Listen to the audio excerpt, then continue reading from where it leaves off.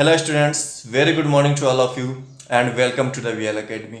आज हम बात करने जा रहे हैं बाल विकास की अवधारणाओं के बारे में। Concept of child development. कितनी तरह की भ्रांतियां व्याप्त हैं और कितनी तरह की भ्रांतियां वास्तविकताओं से संबंध रखती हैं, इन सभी के विषय में आज हम बात करेंगे। बाल विकास क्या होता है, सबसे पहले हमें यह समझना है बाल विकास के कितने चरण होते हैं, कब तक किसी भी बालक का विकास हो सकता है, किस अवस्था तक बालक का विकास हो सकता है, और कितने वैज्ञानिकों ने, कितने महान दार्शनिकों ने, कितने विद्वानों ने बाल विकास तथा उसके कालों को, उसकी अवस्थाओं को अलग अलग तरीके से विभाजित किया है। इसके बारे में भी हम विस्तृत रूप से चर्चा करेंगे।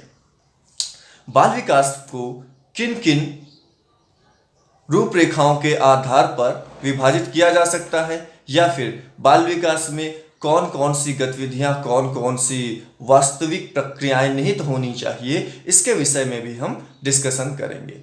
आइए डिस्कस करते हैं बाल विकास तथा उसकी अवधारणाओं के बारे में विस्तृत रूप से। चैप्टर का नेम है विकास की अवधारणा तथा अधिगम के साथ उसका संबंध। तो सबसे पहले देख लेते हैं विकास की अवधारणा, कॉन्सेप्ट ऑफ डेवलपमेंट। विकास की प्रक्रिया एक अविरल, क्रमिक तथा सतत प्रक्रिया होती है। विकास की प्रक्रिया में बालक का शारीरिक, क्रियात्मक, संज्ञानात्मक, भाषागत, संवेगात्मक एवं सामाजिक विकास होता है। विकास की प्रक्रिया के अंतर्गत रुचियों, आदतों, दृष्टिकोणों, जीवन मूल्यों, स्वभाव, व्यक्तित्व, व्यवहार इत्यादि को भी शामिल किया जाता है। बाल विकास का तात्पर्य होता है कि बालक के विकास की प्रक्रिया उसके जन्म से पूर्व गर्भ में ही प्रारंभ हो जाती है। विकास की इस प्रक्रिया में वह गर्भावस्था, शैशवावस्था, बाल्यावस्था, किशोरावस्था, प्रौढ़ावस्था इत्यादि कई अवस्थाओं से गुजरते हुए परिपक्वता की स्थिति प्राप्त करता है। बाल विकास के अध्ययन में प्रायः निम्नलिखित बातों को शामिल किया जाता है: जन्म लेने से पूर्व एवं जन्म लेने के बाद परिपक्व होने तक बालक में किस प्रकार के परिवर्तन होते हैं। बालक में होने वाले परिवर्तनों का विशेष आयु के साथ क्या संबंध होता है। आयु के साथ होने वाले परिवर्तनों का स्वरूप होता है किस तरीके का। बालक में होने वाले उपरोक्त परिवर्तनों के लिए कौन से कारक जिम्मेवार हैं। बालक में समय समय पर होने वाले उपरोक्त परिवर्तन उसके व्यवहार को किस प्रकार से प्रभावित करते हैं। क्या पिछले परिवर्तनों के आधार पर बालक में भविष्य में होने वाले गुणात्मक एवं परिमाणात्मक परिवर्तनों की भविष्यवाणी की जा सकती है। क्या सभी बालकों में वृद्धि एवं विकास संबंधी परिवर्तनों का स्वरूप एक जैसा होता है, अथवा व्यक्तिगत विभिन्नता के अनुरूप इनमें अंतर होता है। बालकों में पाई जाने वाली व्यक्तिगत विभिन्नताओं के लिए किस प्रकार के आनुवंशिक एवं परिवेशजन्य प्रभाव उत्तरदायी होते हैं। बालक में गर्भ में आने के बाद निरंतर प्रगति होती रहती है। इस प्रगति का विभिन्न आयु तथा अवस्था में विशेष में क्या रूप होता है। बालक की रुचियों, आदतों, दृष्टिकोणों, जीवन मूल्यों, स्वभाव तथा उच्च व्यक्तित्व एवं व्यवहार गुणों में जन्म के समय से ही जो निरंतर परिवर्तन रहते हैं, उनका विभिन्न आयु वर्ग तथा अवस्था विशेष में क्या स्वरूप होता है तथा इस परिवर्तन की प्रक्रिया की क्या प्रकृति होती है। इन सब चीज़ों को डिटेल में हम पढ़ेंगे विकास की अवधारणा में। अब बात कर लेते हैं विकास के अभिलक्षण, कैरेक्टरिस्टिक्स ऑफ डेवलपमेंट। विकास एक जीवन पर्यंत प्रक्रिया है जो गर्भाधारण से लेकर के मृत्यु पर्यंत तक होती रहती है। विकास हमेशा चलता रहता है, विकास कभी भी नहीं रुकता। विकासात्मक परिवर्तन प्रायः व्यवस्थापरक, प्रज्ञात्मक और नियमित होते हैं।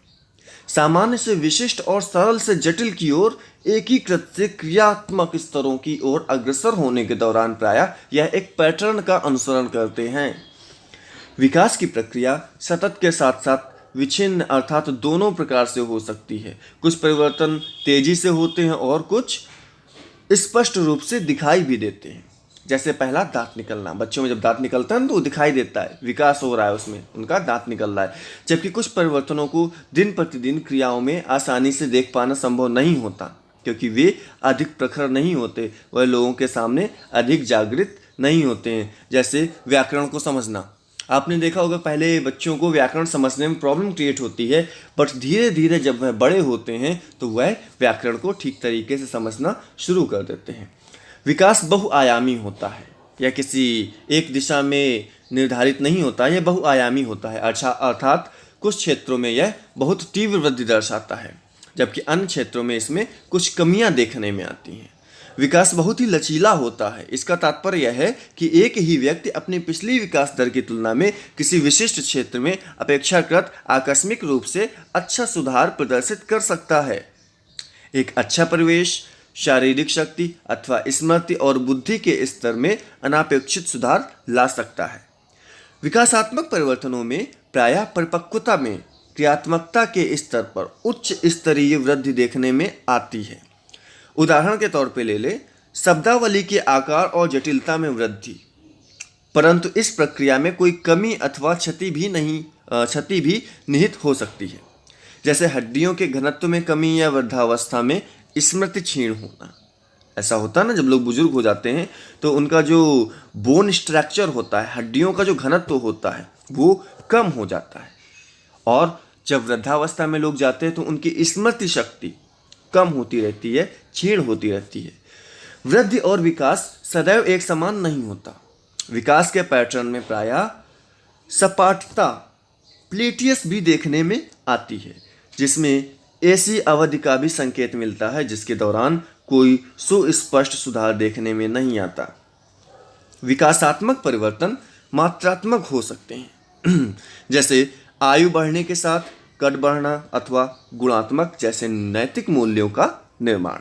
इस तरीके से विकास के परिवर्तन मात्रात्मक हो सकते हैं। विकासात्मक परिवर्तन सापेक्षतया स्थिर होते हैं।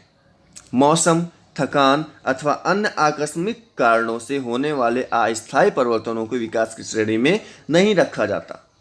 जो मौसम की वजह से बदल जाए, जो थकान की वजह से बदल जाए, जो आकस्मिक कारणों में परिवर्तन दिखाने लगे, वह विकास की श्रेणी में नहीं रखा जाता।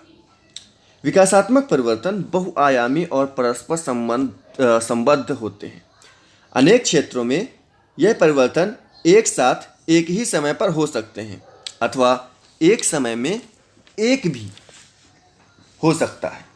किशोरावस्था के दौरान शरीर के साथ साथ संवेगात्मक, सामाजिक और संज्ञानात्मक क्रियात्मकता में भी तेजी से परिवर्तन दिखाई देते हैं। विकास प्रासंगिक हो सकता है। यह ऐतिहासिक, परिवेशीय और सामाजिक सांस्कृतिक घटकों से प्रभावित हो सकता है।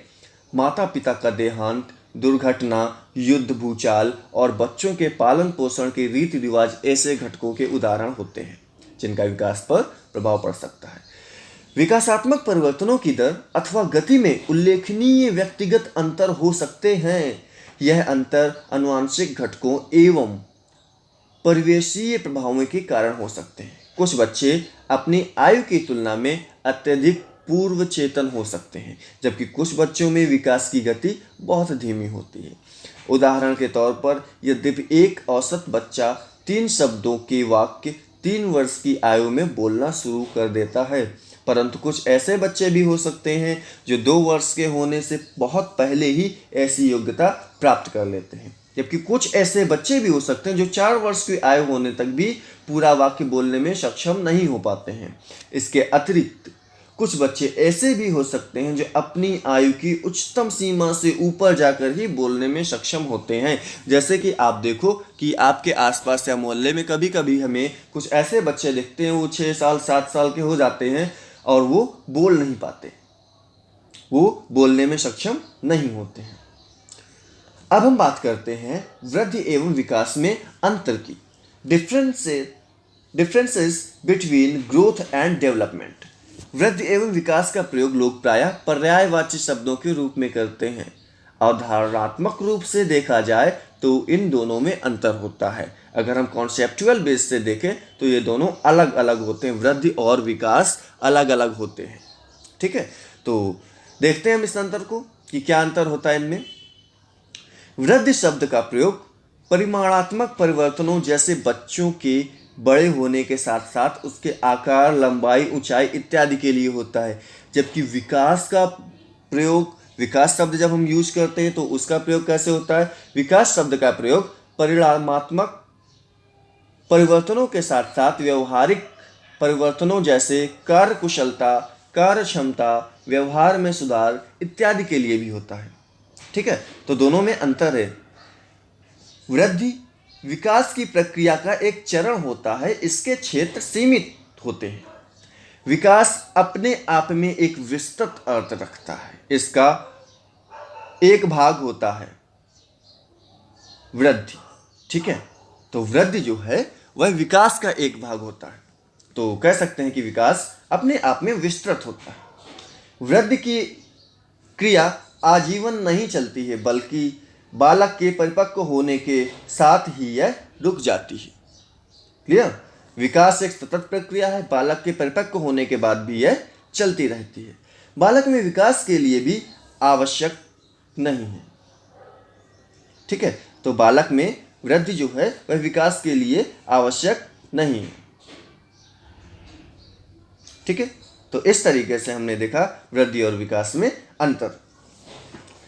मानव की अवस्थाएं देख लेते हैं कि मानव की जो अवस्थाएं हैं किस तरीके से वह एक्सप्लेन की गई हैं स्टेजेस ऑफ ह्यूमन डेवलपमेंट। तो मानव विकास एक सतत प्रक्रिया, शारीरिक विकास तो एक सीमा के बाद रुक जाता है, किंतु मनोशारीरिक क्रियाओं में विकास निरंतर होता रहता है। मनोशारीरिक क्रियाओं के अंतर्गत मानसिक, भाषाई, संवेगात्मक, सामाजिक एवं चारित्रिक विकास आते हैं। इनका विकास विभिन्न आयु स्तरों में भिन्न भिन्न प्रकार से होता है। विभिन्न आयु स्तरों को मानव विकास की अवस्थाएं कहते हैं। भारतीय मनीषियों ने मानव विकास की अवस्थाओं को 7 कालों में विभाजित किया है। कितने कालों में? 7। इस समय अधिकतर विद्वान मानव विकास का अध्ययन निम्नलिखित 4 अवस्थाओं में करते हैं। तो जो भारतीय मनीषियों ने किया है वो 7 में है, और जो इस समय के विद्वान हैं वो अधिकतर इसको 4 अवस्थाओं में देखते हैं। तो पहले हम भारतीय मनीषियों की देख लेते हैं। गर्भावस्था, गर्भाधान से जन्म तक। गर्भावस्था को ये लोग मानते हैं गर्भाधान से जन्म तक होता है। शैशवावस्था जन्म से 5 वर्ष तक मानते हैं। बाल्यावस्था 5 वर्ष से 12 वर्ष तक मानते हैं। किशोरावस्था 12 वर्ष से 18 वर्ष तक। युवावस्था 18 वर्ष से 25 वर्ष तक। प्रौढ़ावस्था 25 वर्ष से 55 वर्ष तक। वृद्धावस्था 55 वर्ष से मृत्यु तक। ठीक है, तो अब आधुनिक जो आपके विद्वान हैं वो किस तरीके से इसको देखते हैं, किस तरीके से डिवाइड करते हैं 4 भागों में, वो है शैशवावस्था जन्म से 6 वर्ष तक। बाल्यावस्था 6 वर्ष से 12 वर्ष तक। किशोरावस्था 12 वर्ष से 18 वर्ष तक। वयस्कावस्था 18 वर्ष से मृत्यु तक। ठीक है, तो इस तरीके से दोनों में अंतर है। एक ने 7 माना हुआ है और एक ने 4 माना हुआ है कि इस प्रकार से इसको विभाजित कर सकते हैं। शिक्षा की दृष्टि से प्रथम 3 अवस्थाएं महत्वपूर्ण होती हैं, इसलिए शिक्षा मनोविज्ञान में इन्हीं 3 अवस्थाओं में होने वाले मानव विकास का अध्ययन किया जाता है। Alright students, I hope you got the chapter in a great way. Description में आपका PDF है जिसमें से नोट्स है, आप चाहिए नोट्स कंप्लीट करिए, and if you have any doubt then you can again watch the video. So thank you, have a good day.